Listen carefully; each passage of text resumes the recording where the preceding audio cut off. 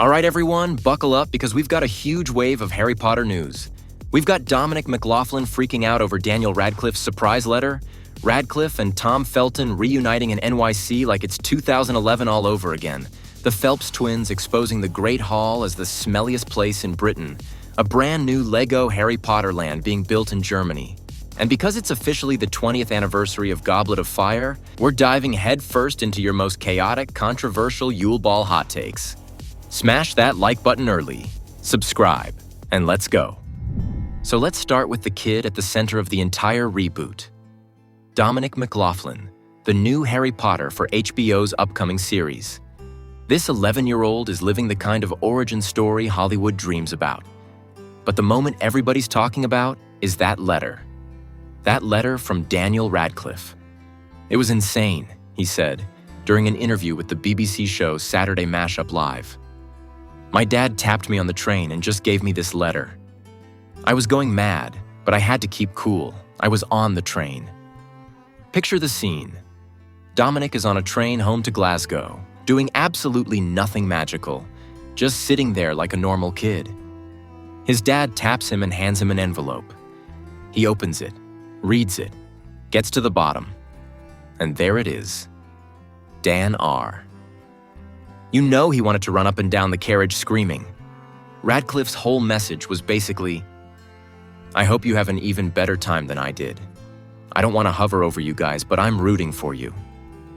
He even said when he sees the kids in costume, he just wants to hug them. I mean, the man is pure cinnamon roll energy. Rupert Grint even wrote to the new Ron, Alistair Stout. So clearly the OG trio is doing the ceremonial passing of the wand. Dominic also gave a filming update. It's going amazing. I've made good friends. It's great to be there. Straightforward, short, exactly how an 11-year-old summarizes the biggest moment of his life. And let's not forget the scale of what Dominic just stepped into. 32,000 kids auditioned for the trio. This kid is about to spend the next decade growing up on our screens the same way Radcliffe did. And HBO is already stressing about how to film fast enough so the kids don't hit 25 before Chamber of Secrets. Casey Bloys even said they're doing everything possible to avoid Stranger Things-style 3-year gaps. Which, thank God, because Harry Potter in the Midlife Crisis is not the remake we asked for. Next up, a reunion 14 years in the making. Daniel Radcliffe and Tom Felton just posed together for their first public photo since 2011. They met up in New York City at a screening of Merrily We Roll Along, Radcliffe's filmed musical that's about to hit movie theaters. Fans were freaking out, obviously, because Harry and Draco hugging IRL hits a very specific nostalgic nerve. Apparently, the whole thing happened while staff was literally blinking the house lights trying to get people seated. Meanwhile, Radcliffe and Felton are having this wholesome moment, like two dads reconnecting at a school meeting. Tom Felton is currently on Broadway, playing Draco again in Harry Potter and the Cursed Child. And this is not some small cameo. The show broke $3 million in a single week recently. Draco Malfoy stays employed, my friends. Felton even said Radcliffe inspired him to do theater, that he saw Dan's early Broadway work years ago and it stuck with him. Radcliffe, of course, reacts with, Tom was always the cool kid. It's crazy he'd consider me an inspiration.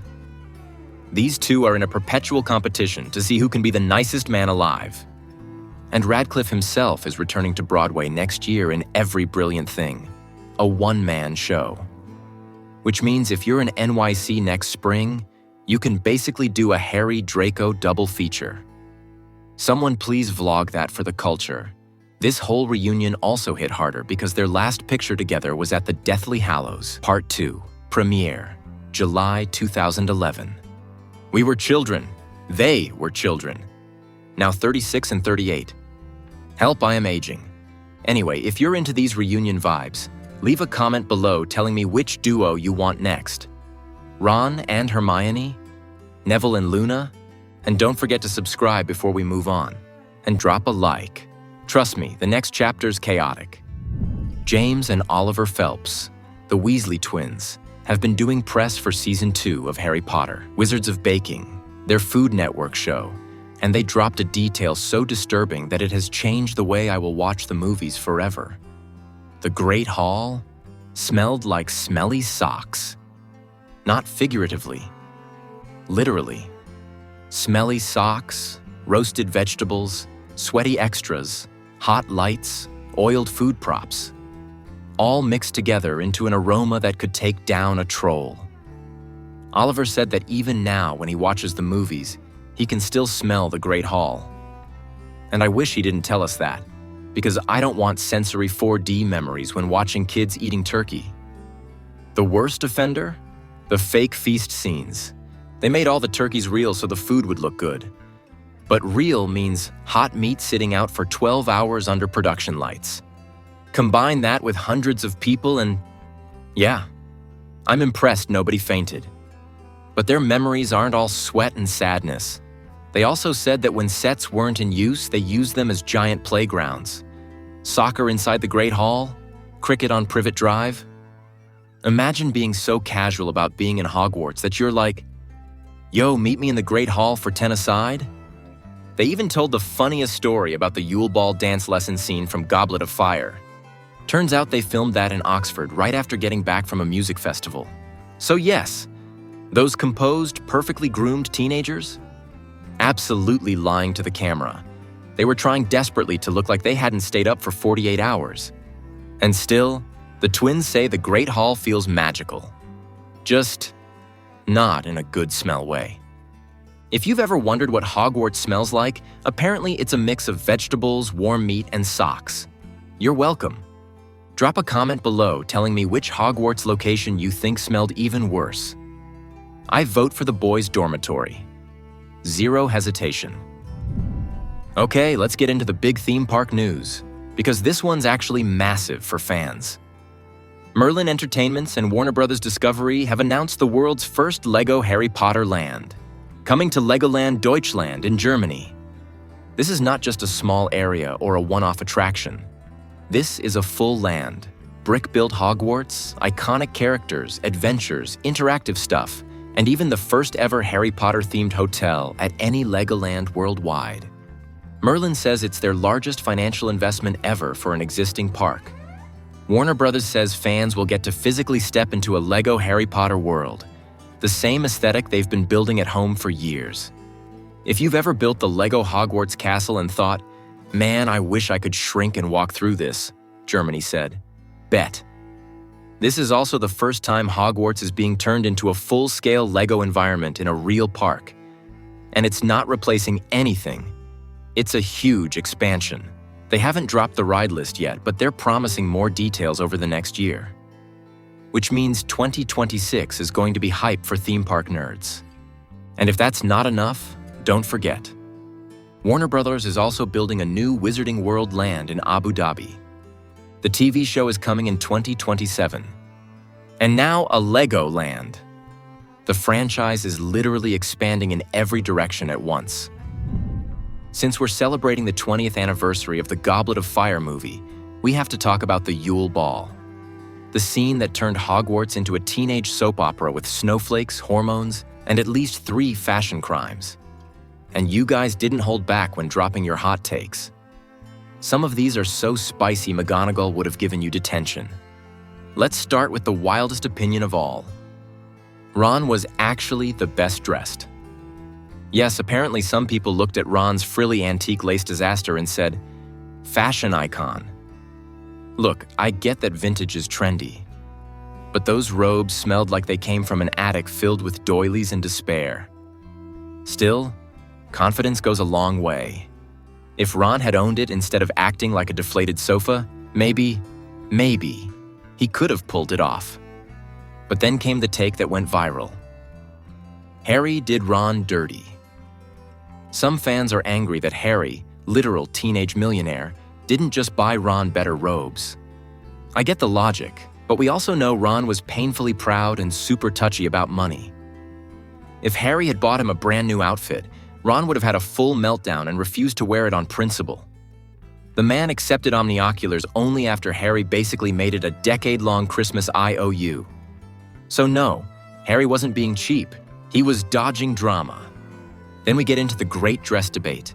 Hermione's pink dress, movie, versus blue dress, book. Team Pink says she needed to pop against the icy decorations. And visually, they're right. Team Blue argues the movies should have stayed accurate. Honestly, both are gorgeous, but I will forever maintain that movie Hermione's glow-up was so strong that the color wasn't the point. The girl stepped out and the whole nation gasped. Now the Paddle twins. You guys collectively decided they were robbed, both in outfits and dates. Their dresses were apparently too plain, especially for characters wearing saris that could have looked stunningly elaborate. And then Harry and Ron. Yeah, these two were so deep in their own emotional nonsense that they completely neglected their dates. Harry sulked over Cho, Ron sulked over Hermione, and the Paddles were basically props at their own big night. One fan even said, Harry should have just had fun with Parvati instead of brooding. Yes, you have one magical night a decade and you choose to be miserable? Couldn't be me. And then came the alternate date theories. Some people said Harry should have taken Ginny, not for romance, but so Ron would have a reason to be angry. I can't support that level of chaos. It would have turned the Yule Ball into WWE Hogwarts edition. We even had someone argue Hermione never lit up for Ron the way she did for Victor Crumb. I get it. Crumb was genuinely sweet to her. He noticed her. He made her laugh. Meanwhile, Ron acted like jealousy was a personality trait. But the Yule Ball was one moment in a much longer story. A messy, emotional spark that eventually turned into something real. Plus, Hermione deserved that night of feeling appreciated. Good for her. And finally, the hottest take of all. Some of you want to abolish dates entirely. You said forcing champions to open the dance was bullying. Honestly, fair. Asking teenagers to dance in front of the entire school is basically social torture. But without dates, without angst, without Ron's lace tragedy, the Yule Ball wouldn't be the iconic masterpiece it became. So keep those opinions coming. The Goblet of Fire Yule Ball lives rent-free in pop culture because it was dramatic, awkward, sparkly, and absolutely messy. Exactly how any school dance should be. Before we roll into the outro, hit like if you survived your own teenage dances, and drop your personal Yule Ball hot take below. Alright, that wraps up this packed Potter roundup. We covered Dominic McLaughlin losing his mind over Daniel Radcliffe's letter, the emotional Radcliffe-Felton reunion after 14 years, the Phelps twins ruining the Great Hall's smell forever, the brand new LEGO Harry Potter land coming to Germany, and your absolute chaos-filled Yule Ball hot takes in honor of the 20th anniversary of Goblet of Fire. Now it's your turn. What's your ultimate Yule Ball opinion? Who was best dressed? Who was the worst date? Should Hermione have stayed with Crumb? Should Ron's robe be burned in a ritual? I want to hear every unhinged thought. Make sure you hit like, subscribe for more weekly Potter deep dives, and drop a comment before you go. You know I read every single one. See you in the next one. Peace.